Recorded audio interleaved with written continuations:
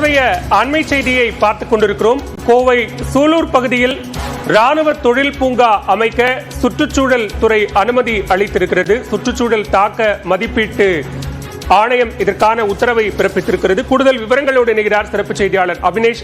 விவரங்கள். பாலவேல், 260 கோடி ரூபாயில் கோவை மாவட்டம் சூலூர் வாரப்பட்டி ஊராட்சியில் ராணுவ தொழில் பூங்கா அமைவிருக்கிறது.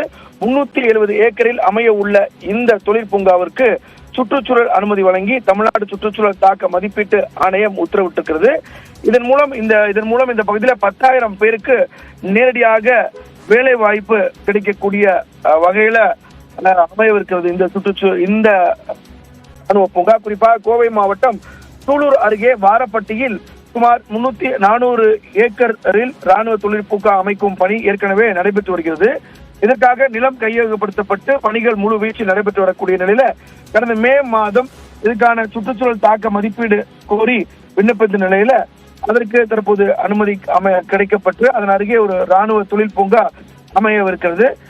விரைவில் இந்த பணிகள் எல்லாம் தொடங்க இருக்கக்கூடிய நிலையில நேரடியாக சுமார் 10,000 பேருக்கு இதன் மூலமாக வேலை வாய்ப்பு கிடைக்கக்கூடிய வகையில அமையவிருக்கிறது. பாலுவே, விவரங்களுக்கு நன்றி அபினேஷ்.